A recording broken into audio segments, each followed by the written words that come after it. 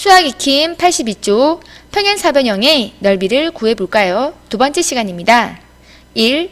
미술 시간에 교실 한경판을 꾸미는데 밑변의 길이가 8cm,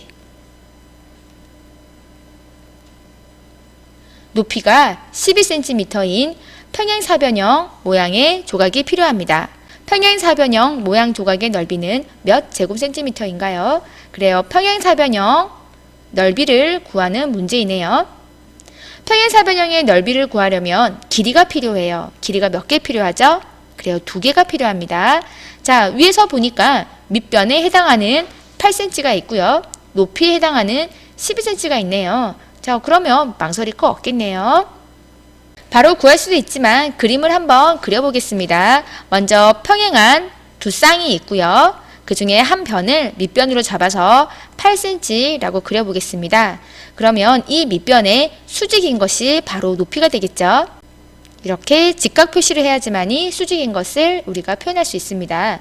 높이가 12cm겠네요. 그렇다면 넓이는 어떻게 구하죠?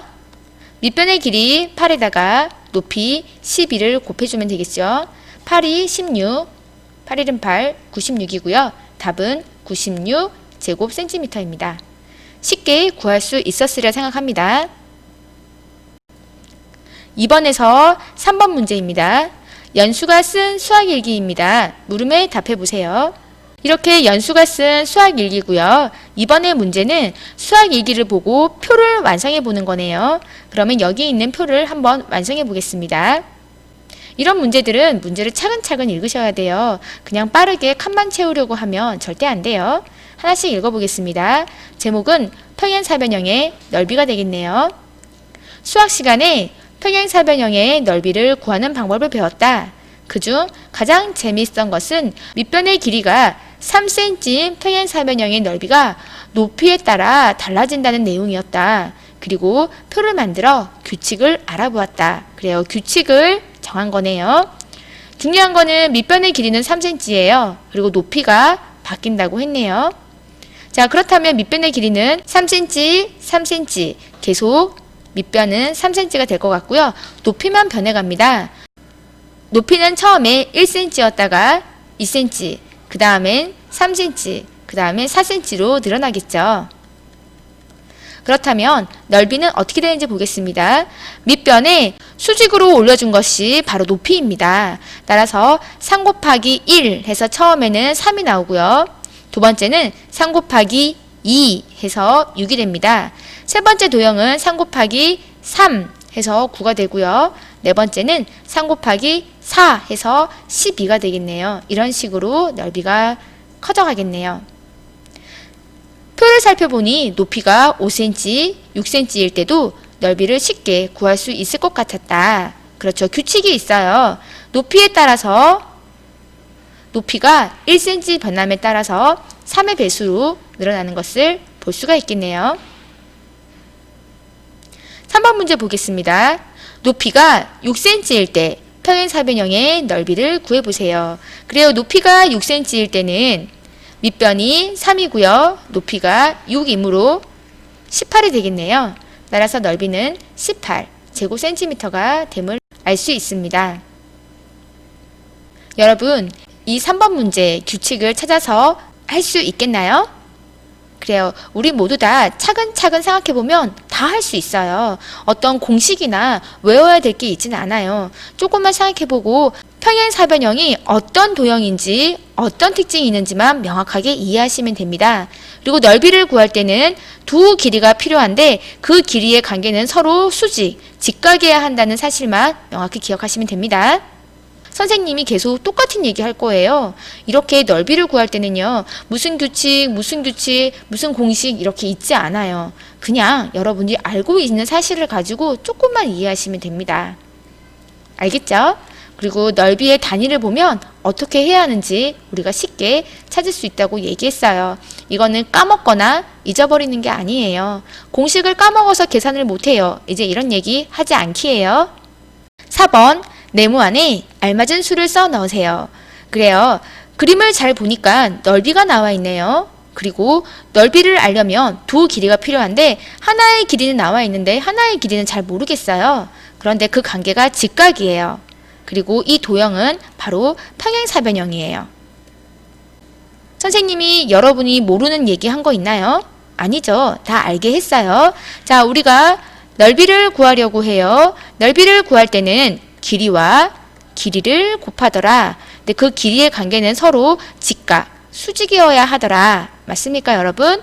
자, 그러면 하나씩 알아볼게요. 넓이는 108이고요. 한 변의 길이가 12m네요. 그리고 다른 변의 길이는 수직으로 올라간 길이고요. 그거는 몰라요. 그래요. 네모예요. 자, 그러면 여러분 이 식에서 네모 값 구할 수 있나요? 값은 얼마인가요? 12에 뭘 곱하면 108이 되죠? 어떻게 구할 수 있을까요? 108을 12로 나눠도 괜찮겠죠? 그래요. 답은 바로 9가 되겠죠. 한번 확인해 볼게요. 밑변의 길이 12에다가 9를 곱해 보겠습니다. 9, 2, 18, 9, 1은 9, 10, 108이 되네요. 여러분 구할 수 있겠나요? 두 번째 보겠습니다. 두 번째도 보니까 넓이가 나와 있네요. 이렇게 제곱미터고요. 미터와 미터의 두 개의 길이를 곱해서 넓이를 구한 것 같아요. 그쵸? 그리고 역시 이 도형도 평행사변형이에요. 밑변에 수직으로만 올라갈 수 있다면 밑변과 높이를 곱해서 넓이를 구할 수 있습니다. 이렇게 직사각형의 직각이 아니라 하더라도 평행사변형의 이쪽 부분을 이렇게 옮길 수 있기 때문에 우리가 밑변에 수직으로 올라간 높이만 알면 넓이를 충분히 구할 수 있어요. 맞습니까, 여러분? 따라서 넓이는 한 변의 길이 몰라요. 그쵸? 그리고 또 다른 한 변의 길이 높이에 해당하는 4를 구하면 되겠네요. 자, 이 네모 안에는 얼마가 들어가야 되죠? 24를 만들려면 4에 뭘 곱하면 24가 되나요? 24를 4로 나눠줘도 괜찮을 것 같아요. 구했나요? 그래요. 답은 6이 되겠네요. 자, 그러면 밑변의 넓이 6과 높이 4를 곱해서 4, 6, 24, 24제곱미터를 구할 수 있습니다. 여러분들이 문제를 풀 때 꼭 넓이를 구해야 한다고 생각하지 마세요. 넓이와 이 길이와 길이는 평등한 관계예요. 내가 넓이를 알든지 밑변을 알든지 높이를 알든지 두 변의 길이만 안다면 내가 그 어떤 것도 구할 수가 있다는 것도 알아두세요. 5번 평행사변형을 보고 알맞은 말을 써 넣으세요. 평행사변형이 몇 개가 있죠? 가나, 다라 4개가 있어요. 그런데 그 모양이 어때요? 다 달라요. 모양은 다 제각각이에요. 그런데 잘 보니까 이렇게 밑변이 3으로 똑같네요. 그리고 밑변에 수직으로 올라간 높이가 4로 다 똑같습니다. 모양은 다 제각기 다르지만 평행사변형 가나 다라는 넓이가 모두 같아요. 이렇게 얘기할 수 있나요? 왜냐하면 그래요. 밑변과 높이가 모두 같기 때문이에요. 평행사변형의 넓이는 두 길이가 필요해요. 바로 밑변의 길이와 그 밑변의 수직인 높이가 필요하죠. 그것만 있으면 우리가 이 평행사변형의 넓이를 구할 수가 있습니다. 따라서 모양이 다 제각각인 평행사변형이라 한다 하더라도 이 밑변이 높이만큼 쌓아 올라가는 거기 때문에 모양이 이렇게 옆으로 찌그러져 있다 하더라도 밑변과 높이가 같다면 평행사변형의 넓이는 모두 같습니다. 이제는 모두 다 알 수 있겠죠. 6번 아래에 제시된 평행사변형과 넓이가 같은 평행사변형을 서로 다른 모양으로 두 개 그려보세요 라고 되어 있네요. 자, 아래에 제시된 평행사변형과 넓이가 같아야 돼요. 넓이가 같으려면 두 길이가 필요한데 바로 밑변과 높이가 필요한데 밑변과 높이가 모두 같아야지 넓이가 같겠죠. 그렇다면 밑변과 높이가 같은 서로 다른 모양의 평행사변형을 두 개 한번 그려보겠습니다. 제시된 평행사변형은 밑변이 2이고요. 높이가 1, 2, 3, 4, 5, 6cm짜리가 되겠네요. 자, 그렇다면 우리도 밑변이 2이고요. 높이가 6cm인 다양한 평행사변형 두 개를 한번 그려보겠습니다. 자, 밑변이 2이고요. 높이가 6인 다양한 평행사변형을 몇 개 그려봤어요.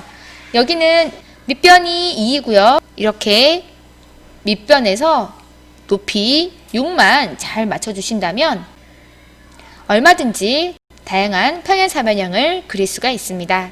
여러분들도 한번 잘 그려보셨나요? 이 도형의 단어는요, 눈으로 보면 안 돼요. 여러분이 직접 만지고 잘라보고 그려보고 해야지만이 내게 돼요. 여러분 절대 팔짱 끼고 앉아서 강의만 들으시면 안 됩니다. 반드시 여러분이 직접 그려보고 잘라보고 오려보고 하셔야 됩니다. 약속하셨어요?